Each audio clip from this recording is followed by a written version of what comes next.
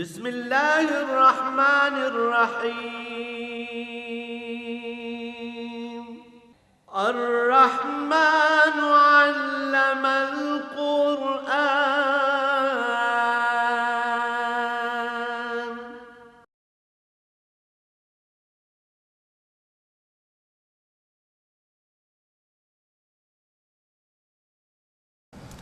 الحمد لله رب العالمين والصلاة والسلام على حبيبه محمد وآله وصحبه أجمعين. أعوذ بالله من الشيطان الرجيم. بسم الله الرحمن الرحيم. واذكر أخا عاد إذ أنذر قومه بالأحقاف وقد خلت النذر من بين يديه ومن خلفه ألا تعبدوا إلا الله إني أخاف عليكم عذاب يوم عظيم. قالوا أجئتنا لتعفكنا عن آلهتنا فأتنا بما تعدنا إن كنت من الصادقين. قال إنما العلم عند الله وأبلغكم ما أرسلت به ولكني أراكم قوما تجهلون. اللهم سبحانك لا علم لنا إلا ما علمتنا إنك أنت العليم الحكيم. رب اشرح لي صدري ويسر لي أمري واحلل عقدة من لساني يفقهوا قولي. رب زدني علما. مولاي صل وسلم دائما أبدا على حبيبك خير الخلق كلهم.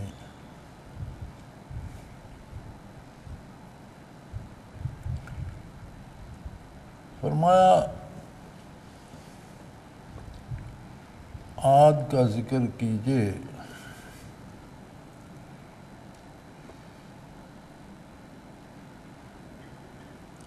جن میں انہی کے بھائی یعنی اسی قوم کے ایک ہستی کو ہود علیہ السلام کو ہم نے نبوت سے سرفراز فرمایا. اذ انذر قومہ بالاحقاف، وہ ایسی جگہ رہتے تھے جہاں ریت کے دھاردار اور نوکدار بڑے بڑے ٹیلے تھے.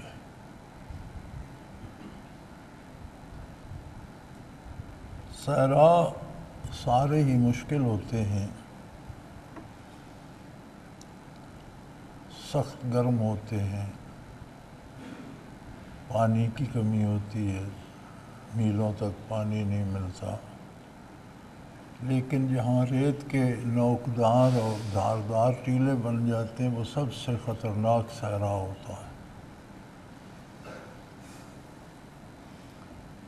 کوئی پتہ نہیں چلتا کہ کب تیز ہوا چلے اور ادھر کا ٹیلا یہاں سے اٹھا کر وہاں رکھ دے اور وہاں کا ٹیلا وہاں رکھ دے. تو وہاں زمین کا نقشہ بدلتا رہتا ہے. آنے جانے والوں کے لیے مشکلات ہوتی ہیں، راستہ آسان نہیں ہوتا. جب ہوائیں چلتی ہیں تو زمین کا ظاہری نقشہ تبدیل ہو جاتا ہے اور ٹیلے ریت کے ٹیلے اڑ کر ہوا سے ایک سے دوسری جگہ ڈھیر لگ جاتا ہے. وہاں سے زمین خالی ہو جاتی ہے جہاں بہت بڑا ٹیلا تھا. تو فرمایا وہ ان ٹیلوں میں رہتے تھے. ان کا علاقہ جو تھا یہ جہاں وہ آباد تھے وہ آقاف سا، وہ ریت کے ٹیلوں کا علاقہ تھا، مشکل ترین علاقہ تھا. وہاں باہر سے کسی کا پہنچنا یا بات پہنچانا بہت مشکل تھا. جو لوگ وہاں کے باسی ہوتے ہیں، انسانی مزاج اللہ نے ایسا بنایا ہے یہ جہاں بھی رہتا ہے وہاں کا عادی ہو جاتا ہے، قوت برداشت پیدا کر لیتا ہے، مشکلات سے نکلنے کے راستے پیدا کر لیتا ہے. لیکن جو بندہ باہر سے جاتا ہے اس کے لیے بڑی مشکل ہوتی ہے. انسانی مزاج ایسا ہے، بڑی مدت کی بات ہے، میں نے ایک دفعہ مری کے علاقے میں برفانی موسم، سردیوں کو موسم گزارا کہ دیکھیں یہ جہاں برفیں پڑتی ہیں اور پڑتی رہتی ہیں کیا ہوتا ہے. تو ایک دفعہ برف باری شروع ہوئی، 2 دن چلتی رہی، تیسرے دن بہت تیز ہو گئی، تو ہم تھک چکے تھے، اکتا چکے تھے، کوئی نظر نہیں آتا تھا، کہیں باہر کوئی نکل نہیں سکتا تھا، سخت سردی تھی، تو بہت تیز ہو گئی۔ تو میں نے کہا یہ تو اور تیز ہو گئی ہے۔ جو مقامی لوگ تھے وہ کہنے لگے اب رک جائیے۔ میں نے کہا یہ تو تیز ہو، کہنے لگے جب یہ تیز ہوتی ہے تو رک جاتی ہے، اور وہی ہوا کہ وہ رک گئی اور سورج نکلا، بادل تک ہٹ گئے۔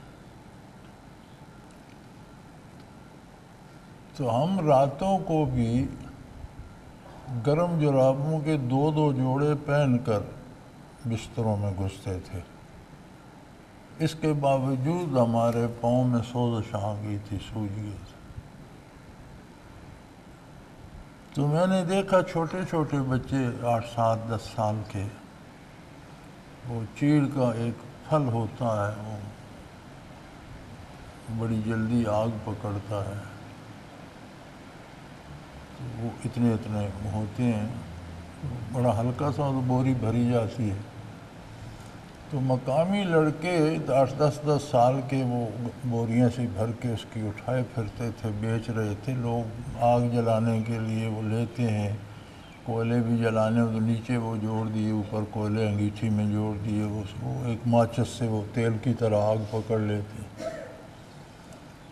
تو بیچتے پھر رہے تھے۔ انہوں نے ایک کرتا پہنا ہوا تھا اور پاؤں سے بھی ننگے تھے، سر سے بھی ننگے، نہ ان کے پاؤں سوج رہے تھے، نہ انہیں کوئی سردی لگی۔ وہ وہیں کے پیدائشی، وہیں کے رہنے والے تھے، تو انسانی وجود خود کو ڈھال لیتا ہے اس موسم میں، اس سانچے میں۔ آج بھی دیکھ لیں کیسی کیسی جگہوں پہ انسان بستے ہیں۔ افریقہ میں آج بھی ایک علاقہ ہے جہاں خشک بارش ہوتی ہے۔ یہ خشک بارش سے کیا مراد ہے؟ تو فرماتے ہیں جب بارش برستی ہے تو زمین پر قطرہ کوئی نہیں پڑتا، ہوا میں سے بخارات بن کر واپس ہو جاتی، زمین گیلی نہیں ہوتی۔ اتنی گرمی ہوتی ہے کہ جتنی بارش برستی ہے ساری ہوا میں سے ہی بھاپ بن کے واپس ہو جاتی ہے، زمین گیلی نہیں ہوتی، وہ کہتے ہیں خشک بارش ہوئی ہے۔ وہاں بھی لوگ بستے ہیں۔ تو افریقہ میں آپ نے تصاویر میں، ٹیلی ویژن پر مختلف جگہ دیکھا ہوگا کہ انہوں نے چہرے پہ نقش و نگار بنا رکھے ہوتے ہیں، بلیڈوں سے کاٹ کر، چاقوؤں سے کاٹ کر۔ اس کی بنیاد بھی وہاں سے پڑی تھی کہ اس علاقے میں اتنی گرمی اور سورج کی شعاعیں اتنی تیز ہوتی ہیں کہ آنکھیں چندیا جاتی ہیں، نظر بعض اوقات ختم ہو جاتی ہے۔ تو ان لوگوں نے اس کا علاج دریافت کیا تھا کہ وہ یہاں آنکھوں کے دونوں طرف اس طرح چارخانے سے کٹ لگا کر، تو شاید وہ کھال سمٹ جاتی ہوگی یا کوئی ہوگا اس میں، کوئی پٹھوں کو کچھ ہوتا ہوگا، تو اس سے نظر خراب نہیں ہوتی تھی۔ وہ شروع وہاں سے ہوا، پھر وہ نقش و نگار میں بدلتا گیا، کسی نے پھر مختلف قبائل نے اپنے نقوش کی مختلف صورت بنا لی کہ وہ دیکھ کر، وہ نقشہ دیکھ کر پتہ چلتا تھا یہ فلاں قبیلے کا بندہ ہے۔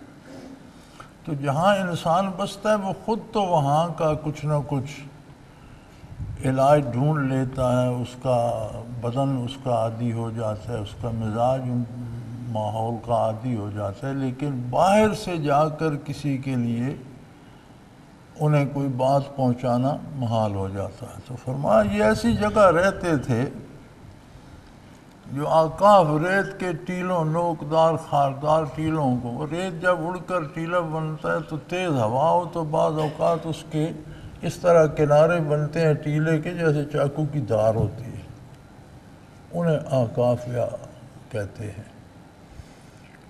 تو مشکل جگہ پہ رہتے تھے، لیکن ہم نے ان پر احسان فرمایا، ان کے ایک قومی بھائی کو، انہی کی قوم کے ایک فرد کو، ایک ہستی کو نبوت سے سرفراز فرمایا۔ حضرت ہود علیہ السلام کو نبوت عطا فرمائی، وحی الہی سے سرفراز فرمایا، اور زندگی، موت، ما بعد الموت کی ساری اطلاعات جو انسان کی ضرورت ہیں ان تک پہنچائے۔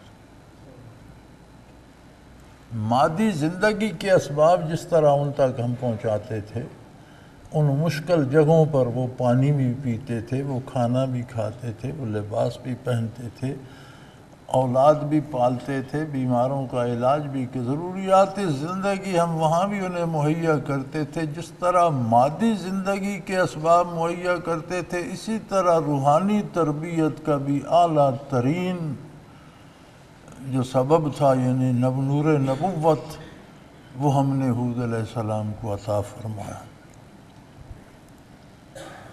یہ کتنا بڑا احسان تھا رب کریم کا۔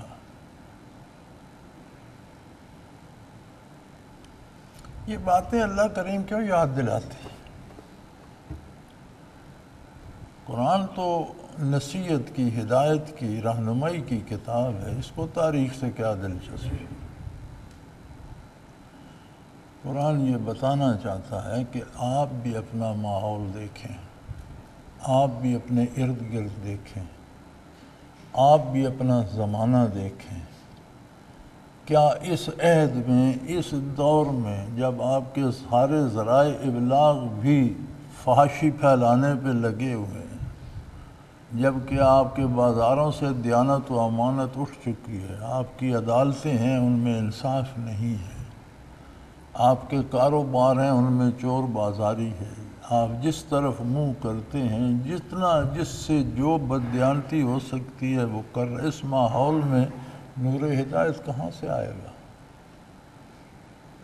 فرمایا ہمارا یہ کرم ہے نا، آپ تم تک اپنا پیغام پہنچا دیا۔ زمانے کے حوادثات، حالات و واقعات، خرابی اور برائی جو گھٹا ٹوپ اندھیرا پیدا کرتی ہے، ہم اس میں بھی نور توحید پھر تم تک پہنچا دیتے۔ اب قبول تو کرنا،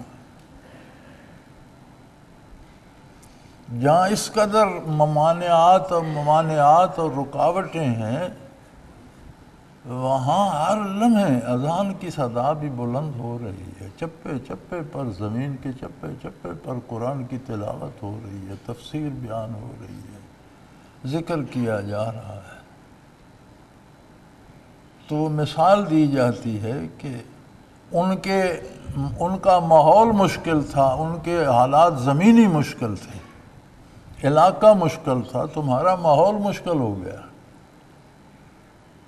تمہارا ماحول آکاف والا بن گیا، ریت کے ٹیلوں والا بن گیا، کوئی پتہ نہیں اب کیا ہو رہا ہے، چند لمحے بعد کیا ہوگا، حکومت کیا کرے گی، لوگ کیا کریں گے، سیاستدان کیا کہے گا، مولوی کیا کہہ دے گا، کون کس وقت کیا کرتا ہے۔ اس غیر یقینی ماحول میں بھی ہم نے اہتمام کیا ہے اور تم تک نور ہدایت پہنچ رہا ہے۔ تو یہ تاریخ بتانے سے مراد یہ ہے کہ تم بھی ان کی طرح، عاد کی طرح اسے نظر انداز مت کرو، اللہ کا انعام سمجھو کہ جس نے اہتمام فرما دیا کہ ان سب حالات کے باوجود، ساری خرابیوں کے باوجود، تمام مشکلات کے باوجود نور ہدایت تم تک پہنچ رہا ہے۔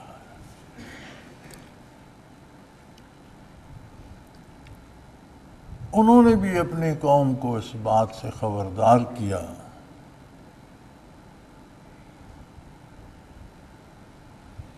اور یہ کوئی پہلی بات نہیں تھی، قد خلت النذر من بین یدیہ، ان سے پہلے بھی جہاں جہاں ہم نے انسانوں کی آبادیاں بسائیں، وہاں ہم نے انجام سے خبردار کرنے والے انبیاء بھی مبعوث فرمائے، ہدایت کے سامان بھی فرمائے، اور ان کے بعد بھی یہ سلسلہ جاری رہا۔ اللہ کریم جہاں بدن کی تعمیر کے اسباب پیدا فرماتے ہیں، وہ رب ہے، رب العالمین ہے، لہذا روح کی تربیت کے بھی سارے اسباب ساتھ مہیا فرماتا ہے۔ سلسلہ تبلیغ رکا نہیں، نہ ان سے شروع ہوا، ان سے پہلے بھی جب سے انسان آباد ہوا، جہاں انسان آبادی ہوتی تھی وہیں ہدایت پہنچائی جاتی تھی، اور وہ ہلاک ہو گئے، تباہ ہو گئے۔ ان کے بعد بھی اللہ نے کوئی یہ نہیں کہ انہوں نے بات نہیں مانی، خفا ہو کر سلسلہ ہی بند کر دیا جائے، اللہ کریم نے ایسا نہیں کیا۔ کہ عاجز مخلوق ہو کر، فانی مخلوق ہو کر، محتاج ہو کر بات نہیں مانتے، نے کیا نہیں فرمایا؟ یہ نہیں کیا ہم نے۔ ان سے پہلے بھی ہدایت کے اسباب جاری تھے، ان کے بعد بھی ہم نے یہ سلسلہ جاری رکھا۔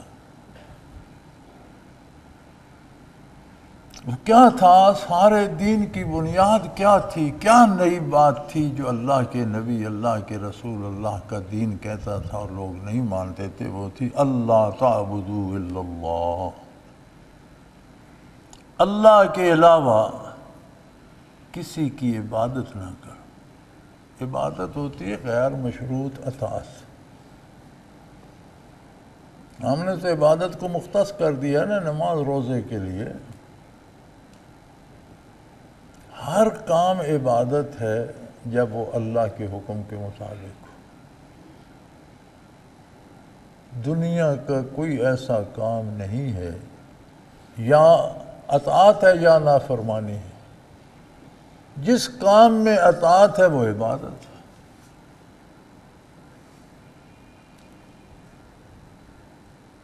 تو سارے دین کی بنیاد تمام انبیاء نے ہر قوم کو، آدم علیہ السلام سے لے کر خاتم الانبیاء صلی اللہ علیہ وسلم تک، ہر نبی نے بنیادی بات جو کی وہ یہ تھی اللہ تعبدوا الا اللہ، غیر مشروط اطاعت صرف اللہ کے لیے۔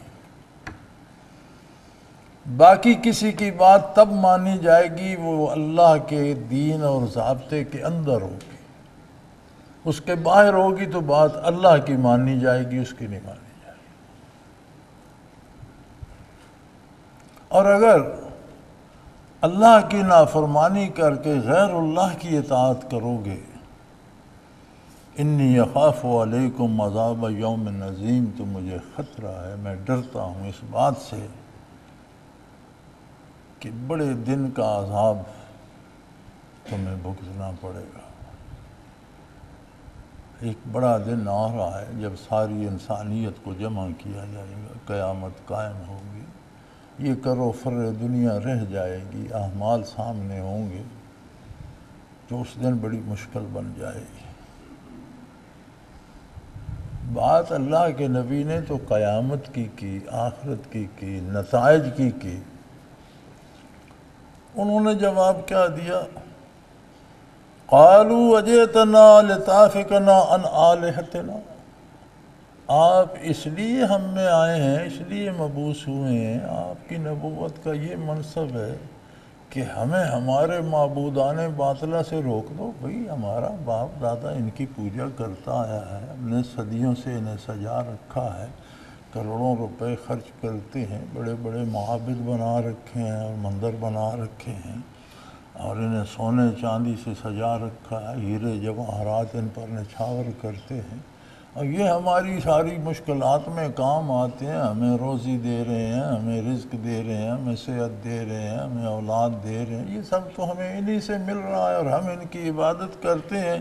تو آپ کے مبعوث ہونے کا مطلب یہ ہے کہ آپ ہمیں ہمارے جو معبود ہیں ان سے روک دیں؟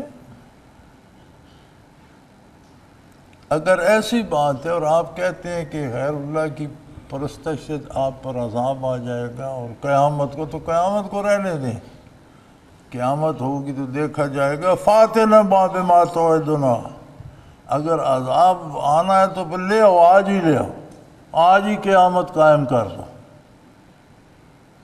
ہم نہیں چھوڑیں گے۔ اگر اس پر بتوں کی پوجا، غیر اللہ کی اطاعت پر، پرستش پر اگر عذاب آنا ہے تو آپ قیامت اور دور کی باتیں کیوں کرتے ہیں؟ وہ ہوگی تو دیکھا جائے گا، آپ عذاب آج ہی لے آئیں۔ اگر ان کنت من الصادقین، اگر آپ سچے ہیں، آپ کی نبوت برحق ہے، آپ جو کہہ رہے ہیں یہ اللہ کی طرف سے ہے، اور آپ یہ دھمکی دے رہے ہیں کہ اگر اللہ کی اطاعت نہیں کرو گے اور غیر اللہ کی پوجا کرو گے تو تم پر بہت بڑے دن، وہ بڑے دن کو رہنے دیں، لے آئیں عذاب، ہم کر رہے ہیں، ہم نہیں باز آئیں گے۔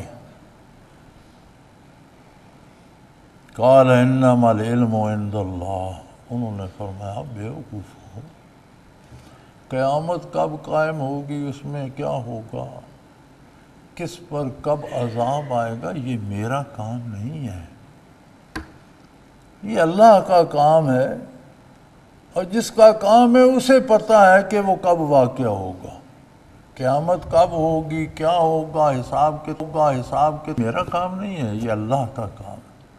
وہ خوب جانتا ہے کہ قیامت کب قائم ہوگی، کیسے ہوگی، اس میں حساب کتاب کیسے لیا جائے گا، یہ میرا منصب نہیں ہے۔ دنیا میں کس پہ عذاب بھیج دیا جائے گا، کب بھیج دیا جائے گا، یہ اس کا کام ہے، نتائج اس کے دست قدرت میں ہے۔ میرا منصب جلیلہ یہ ہے، وَأُبَلِّغُكُم مَّا أُرْسِلْتُ بِهِ، مجھے جس کام کے لیے بھیجا گیا میں اس کی بات آپ سے کر رہا ہوں، میں تم لوگوں سے وہ بات کہہ رہا ہوں جو پیغام دے کر اللہ نے مجھے بھیجا، میں وہ پہنچا رہا ہوں، اور میں بتا رہا ہوں کہ جو تم کر رہے ہو اس پر عذاب واقع ہوگا۔ بڑی بدنصیبی یہ ہے، کوتاہ اندیشی، بداندیشی یہ ہے کہ انسان جب بگڑتا ہے تو پھر بہت بگڑ جاتا ہے، وہ کہنے لگے پھر کوئی عذاب ہے یا اللہ ہے اور وہ عذاب دے سکتا ہے، یا ہم اس کی نافرمانی کر رہے ہیں، بتوں کی پوجا کر، تو پھر اللہ سے کہو ابھی عذاب بھیج دے، دیکھتے ہیں کیسا عذاب ہے۔ انہوں نے فرمایا یہ عذاب بھیجنا، قیامت قائم کرنا، سزا دینا، جزا، یہ میرا کام نہیں ہے۔ مجھے جو پیغام دیا گیا ہے، میں تمہارے خالق و مالک و رازق کی طرف سے جو پیغام وہ تمہیں دینا چاہتا ہے، اس کے لیے اس نے مجھے نبی مبعوث فرمایا، مجھے وہ پیغام میں وہ تم تک پہنچا رہا ہوں، اس کے پہنچانے میں کوئی کمی ہے تو مجھ سے بات ہے۔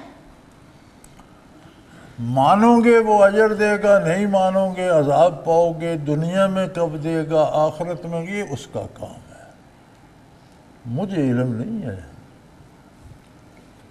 قال انما العلم عندی، یہ تو اللہ کا کام ہے، اس کے معاملات وہ جانتا ہے، کس پر کب عذاب آئے گا، کس کو کتنا ثواب ملے گا، مجھے تو پیغام اللہ کا پہنچانا ہے۔ ابلغکم ما ارسلت بہ ولکنی اراکم قوما تجہلون، لیکن میں دیکھ رہا ہوں کہ تم نرے جاہل ہو، بودی باتیں کرتے ہو، میں ثواب بات اور کر رہا ہوں، تم آگے سے اعتراض اور کر رہے ہو۔ اعتراض بھی کیا جائے یا ان کو تو متعلقہ چیز، تو دلیل متعلقہ ہونی چاہیے۔ میں کہہ رہا ہوں قیامت کو رسوا ہوگے، تم کہتے ہو کہ قیامت ہے تو ابھی لے آؤ، اب یہ قیامت قائم کرنا یہ میرا کام تو نہیں ہے، میرا کام تو قیامت کی اطلاع دینا ہے، بر وقت خبر دینا ہے، بتانا ہے کہ اس سے کیسے بچ سکتے ہو، نیکی، عقیدہ صحیح کیا ہے، عمل اور کردار کیا ہے۔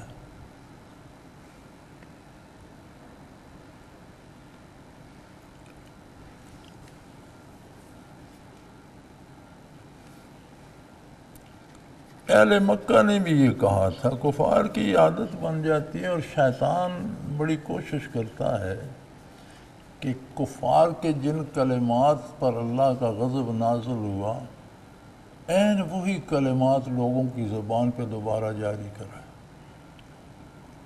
جو انہوں نے کہا تھا نا اہل مکہ سے، پھر اس نے وہی کہلوایا،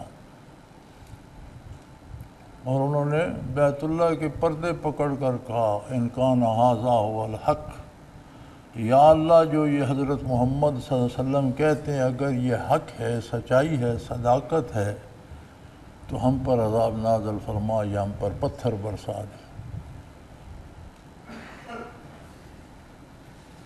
جواب کیا آیا؟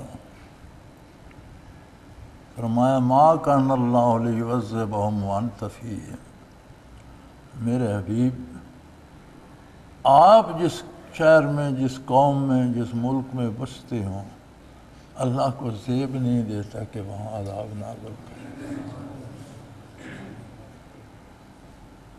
ان کی دعا قبول ہو جاتی، اور پھر یہ قانون بن گیا کہ بعثت علی کے بعد چونکہ آپ کی نبوت روئے زمین پر ہے، تو عمومی عذاب روئے زمین کی ساری اقوام سے اٹھا دیا۔ یہ وہ برکات رسالت ہیں جو دنیا میں نافرمانوں کو بھی پہنچ رہے ہیں۔ اجتماعی عذاب تو اٹھا لیے گئے لیکن ان کی دعا بھی رد نہیں گئی، جزوی طور پر پھر ان پر قحط پڑا، بدر میں مارے گئے، احد میں رسوا ہوئے، خندق میں شرمندہ ہو کر بھاگے، اور پھر مکہ مکرمہ فتح ہو گیا اور ان کا نشان ہی مٹ گیا۔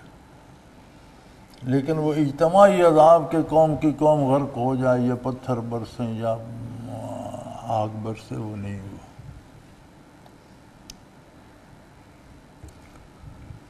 تو جن کی برکات سے نہ ماننے والے بھی، نہ جانتے ہوئے بھی عمومی عذاب سے دنیاوی زندگی میں تو بچے ہوئے ہیں، جو دامن تھام لیتے ہیں ان کو کیا کیا ملتا ہے۔ اس دامن میں کیا کیا کچھ ہے، دامن ہاتھ میں آئے تو اس دامن میں کیا کیا کچھ ہے، دامن ہاتھ میں آئے تو۔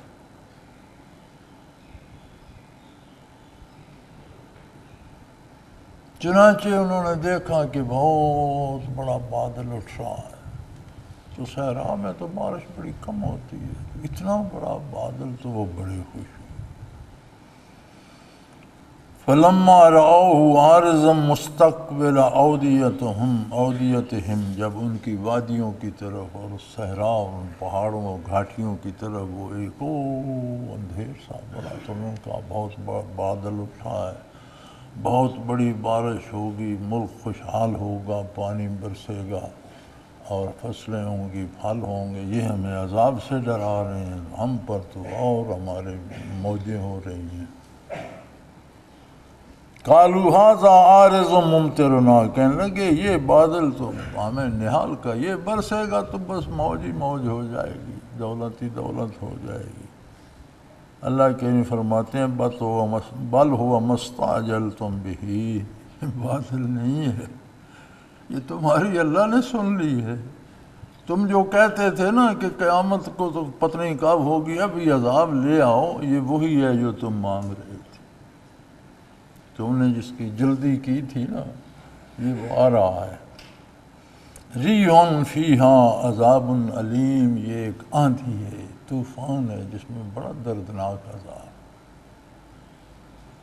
تدمر کل شیء بامر ربہا، چنانچہ جب وہ آندھی پہنچی اس نے ہر چیز اللہ کے حکم سے تباہ برباد کر کے رکھی۔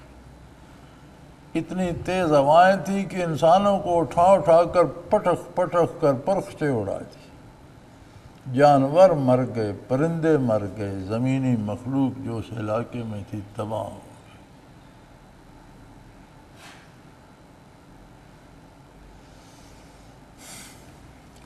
جانوروں کا گناہ تو کوئی نہیں تھا، پرندوں کا، حیوانوں کا، کیڑوں مکوڑوں کا، زمینی مخلوق کا قصور تو کوئی نہیں تھا۔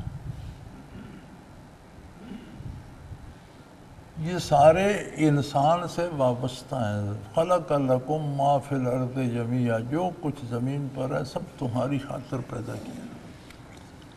یہ انسان کے گھر کے اسباب ہیں۔ جب کسی کا گھر تباہ کیا جاتا ہے تو پھر یہ نہیں دیکھا جاتا کہ صوفہ بچا لو اور چارپائی توڑ دو اور یہ تصویر بچا لو اور یہ شیشہ توڑ دو، پھر ہر شے تہس نہس ہو جاتی۔ جب عذاب آتا ہے، گرفت آتی ہے تو سارا گھر اجڑتا ہے، تو اس میں چرند پرند حیوان ساری مخلوق سب تباہ ہو جاتی ہے، اور سارے کی ذمہ داری اس انسان پہ آتی ہے جو اس عذاب کے لانے کا سبب بنا۔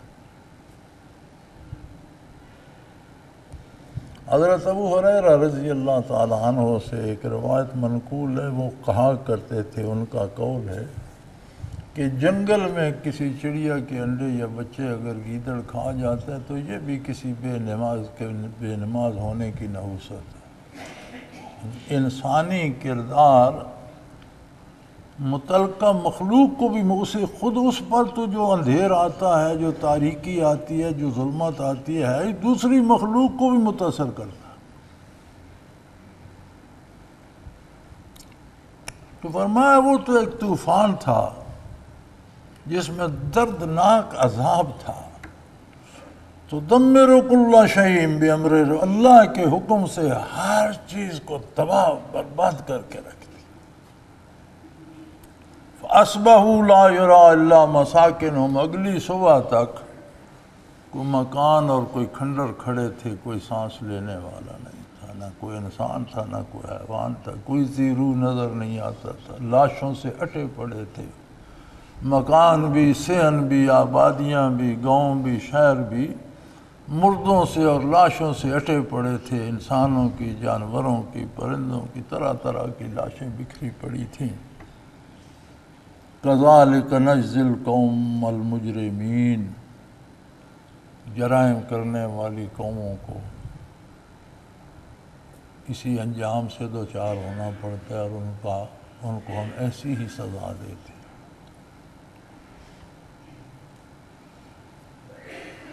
اور لوگوں یہ نہ سمجھو کہ تم بڑے ترقی یافتہ ہو گئے ہو، تم نے بڑی سائنس دریافت کر لی ہے، تم نے ہوائی جہاز بنا لیا، تم نے راکٹ ایجاد کر لی ہے، تم نے انٹرنیٹ بنا لیا ہے، تم نے موبائل ایجاد کر لی ہے، تمہاری سائنس وہاں سے وہاں چلی گئی ہے، دور کی بات یہاں پکڑ لیتے ہو اور یہاں کی بات وہاں. وَلَقَدْ مَكَنَّاهُمْ فِي مَا إِن مَّكَنَّاكُمْ فِيهِ، آج کے لوگوں، ان لوگوں کو مادی ترقی ہم نے اس طرح دی تھی جس تک ابھی تک تم نہیں پہنچے. یہ نہیں کہ وہ جہالت میں مارے گئے، ان پر بھی ہم نے نعمتیں نازل کی تھیں، انہیں بھی انسانی دماغ دیے تھے، انہوں نے بھی ایجادات بھی کی، انہوں نے مادی ترقی بھی کی، انہوں نے دریافت بھی کی چیزیں. اور آج کی جو سائنسی تاریخ ہے ایجادات کے بارے، بے شمار چیزیں ان اقوام کی وہ دریافت ہوئی ہیں جن کا آج تصور بھی نہیں کیا جا سکتا، اس دور میں انہوں نے ایجاد کر لی تھی.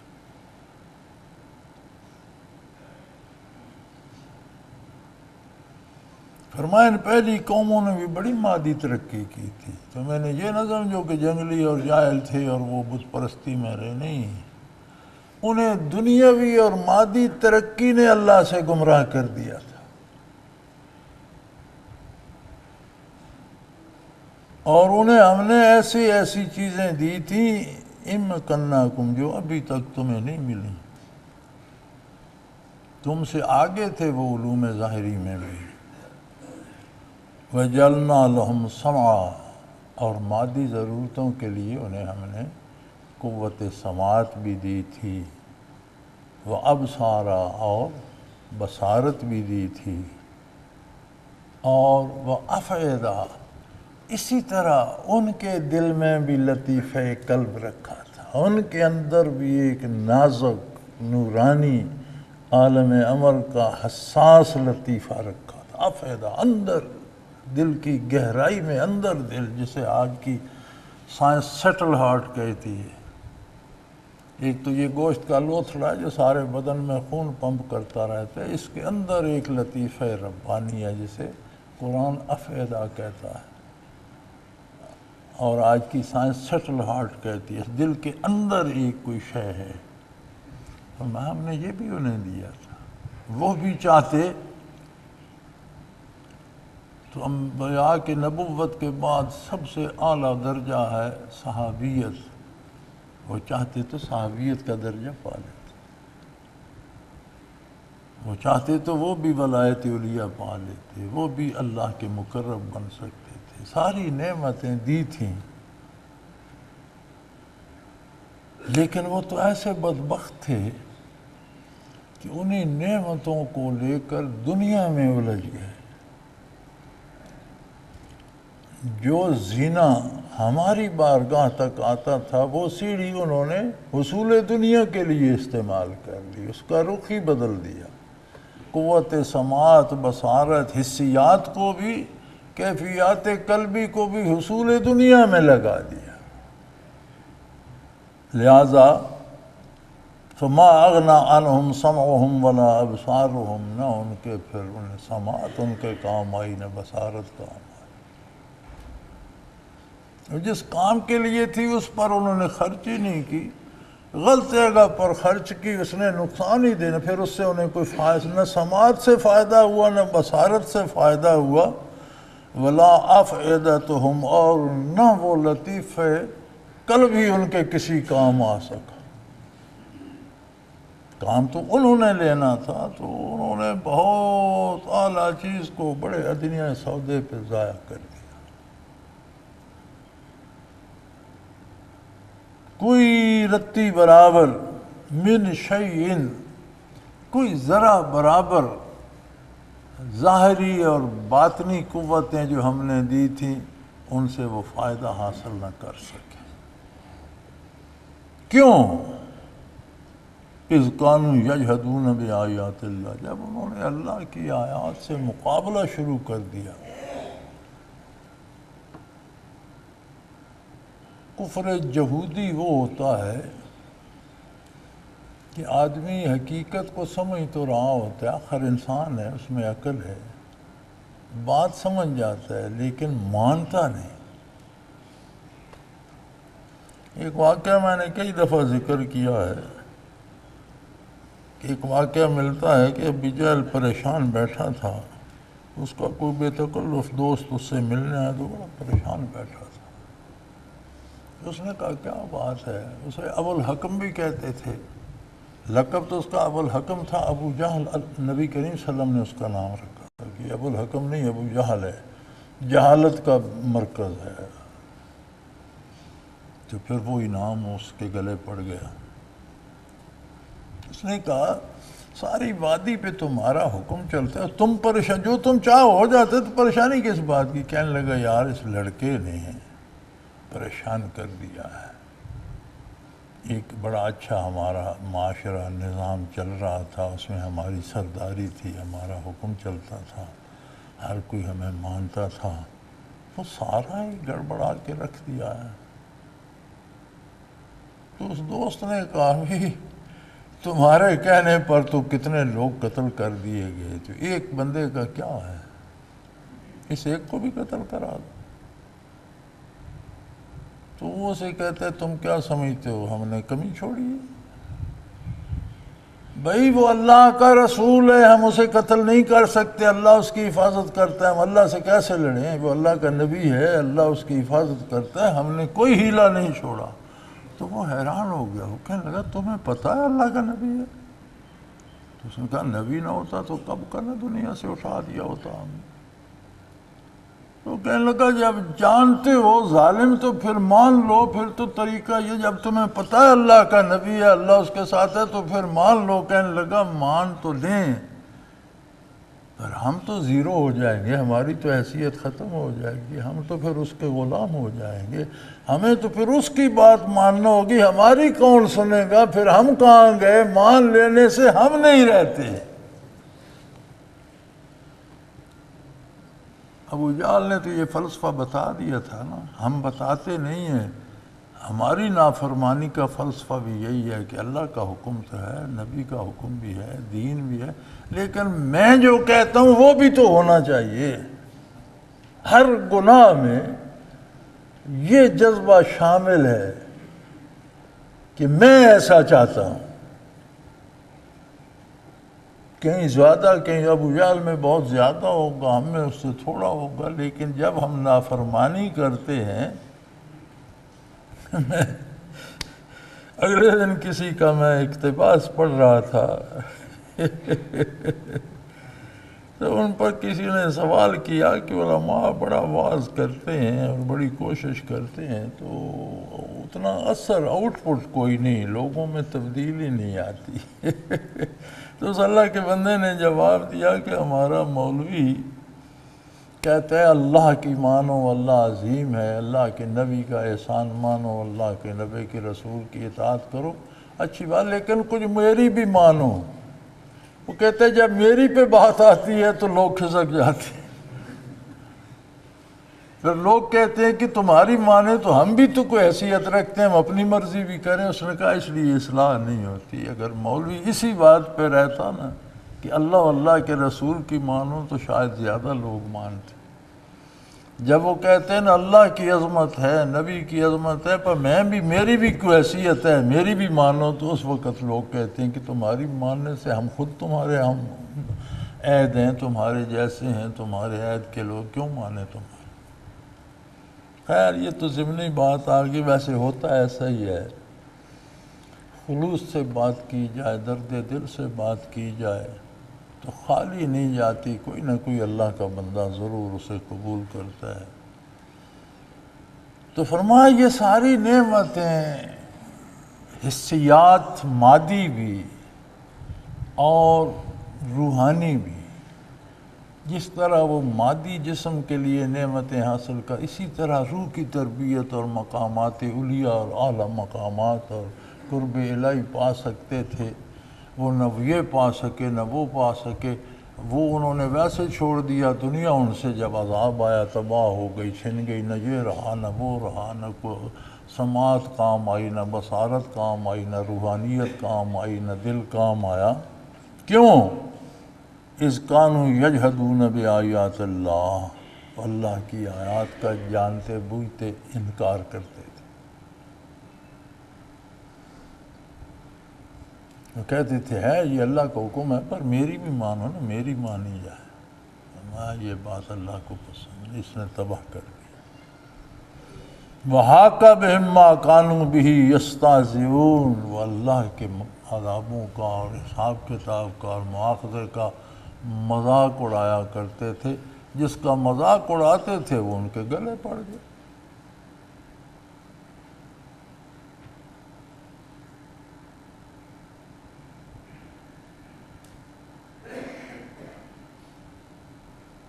اللہ کریم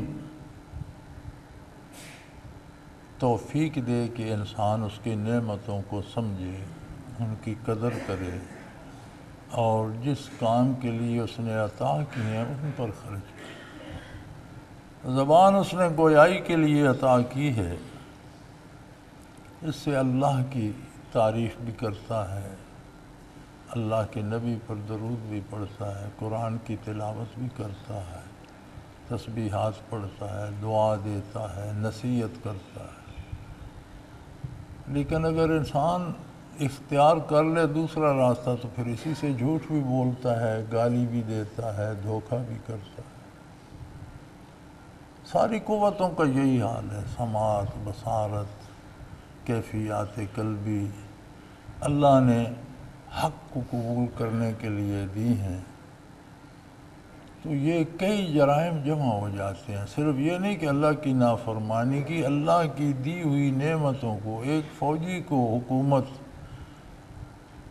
اسلحہ بھی دیتی ہے، چلانے کی ٹریننگ بھی دیتی ہے، امونیشن بھی دیتی ہے، کس لیے دیتی ہے؟ ملک کے دفاع کے لیے۔ اگر اسی بندوق سے وہ ملک کو لوٹنا شروع کر دے اور ڈاکے مارنا شروع کر دے تو کیا ہوگا؟ عام ڈاکو سے اس کی سزا کئی گنا بڑھ جائے۔ تو فرمایا یہ حسیات بدنی اور حسیات معنوی، مادی حسیات اور روحانی حسیات، دونوں نعمتیں ہم نے دی ہیں۔ چاہیے کہ تم مادی زندگی میں بھی ترقی کرو، نعمتیں حاصل کرو، اچھا پہنو، اچھا کھاؤ، اچھا گھر بناؤ، اچھی گاڑی رکھو، اپنے وسائل سے حلال اور جائز رزق سے دوسروں کا حق مار کر نہیں۔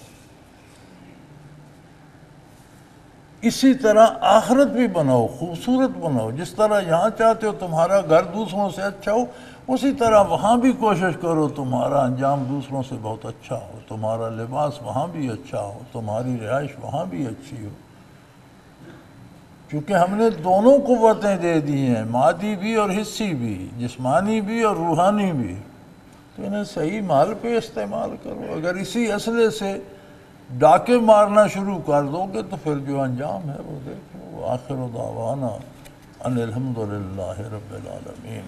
اللہ اللہ اللہ اللہ اللہ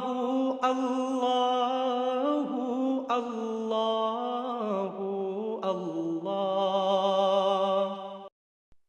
حضرت امیر محمد اکرم آوان مد ظلہ العالی دارالعرفان منارہ ضلع چکوال میں سالہ سال سے قرآن و حدیث کے اوپر خطابات کر رہے ہیں اور سلسلہ نقشبندیہ اویسیہ کے مطابق لوگوں کو ذکر الہی کی تربیت دے رہے ہیں۔